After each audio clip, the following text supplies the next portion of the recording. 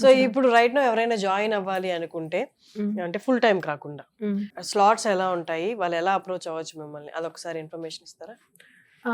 So మా దాంట్లో ఏంటంటే అది ఫుల్ టైం కాకుండా మామూలుగా ఆఫ్లైన్ కొంచెం టైం 2 అవర్స్ అలా వచ్చి చేసేది ఉంది. అలాగే ఆన్లైన్ బ్యాచెస్ కూడా ఉంటాయి. సో అలా ఆన్లైన్ కావాలంటే ఆన్లైన్, ఆఫ్లైన్ కావాలంటే ఆఫ్లైన్ 2 ప్రిఫర్ చేయొచ్చు. సో మాకేంటంటే వేరే ప్లేసెస్ నుంచి కూడా స్టూడెంట్స్ ఉంటారు కాబట్టి మోస్ట్లీ ఎక్కువ మంది ఆన్లైన్ ప్రిఫర్ చేస్తూ ఉంటారు. సో ఆన్లైన్లో వచ్చి మాకు ప్రస్తుతానికి ఒక బ్యాచ్లా స్టార్ట్ చేస్తాము. సో కోచెస్ వచ్చి చెప్పి వెళ్ళిపోతూ ఉంటారు. సో ఎవరికి వీలుగా ఉంటే వాళ్ళు తీసుకుంటూ ఉంటాం అనమాట.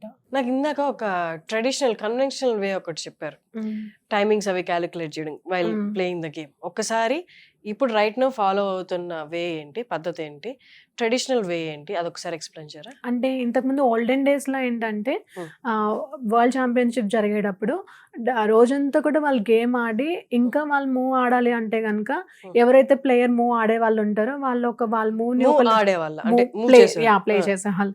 సో వాళ్ళు ఒక పేపర్లో వాళ్ళ మూవ్ రాసి ఆర్బిటర్కి ఇచ్చి అది బాక్స్ లా ఉంటుంది, అందులో పోస్ట్ చేసి వాళ్ళు వెళ్ళిపోతారు, ఎవరు వాళ్ళు ఇంటికి వెళ్ళిపోతారు. వెళ్ళిపోయిన తర్వాత వీళ్ళు ఆడే మూవ్కి ఇది ఆడితే అపోనెంట్ ఏం ఆడతారని వీళ్ళు ప్రిపేర్ అవుతారు.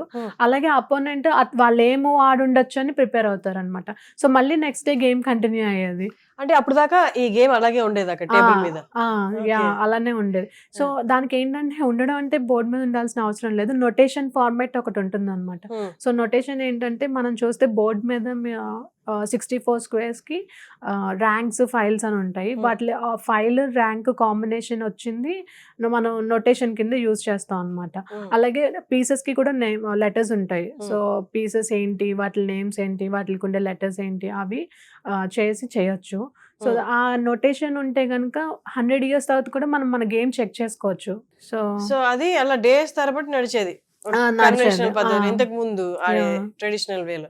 ఓకే, ఇప్పుడు రైట్ నౌ ఉన్నది ఏంటి? ఇప్పుడు రైట్ నౌ ఏంటంటే 1.5 hour ఈచ్. మనకి 1.5 hour, అపోనెంట్ కి 1.5 hour. ఎవ్రీ మూవ్ కి 30 seconds ఇంక్రిమెంట్ ఉంటుంది. అంటే ఇప్పుడు 1 hour 30 minutes తో స్టార్ట్ చేసాం అనుకోండి. ఫస్ట్ నేను మూవ్ ఆడి క్లాక్ ప్రెస్ చేశాను. సో నాకు 1 hour 30 minutes 30 seconds ఇంక్రీజ్ అవుతుంది. సో మళ్ళీ మీరు మూవ్ ఆడి మీరు ప్రెస్ చేస్తారు, మీకు అంతే.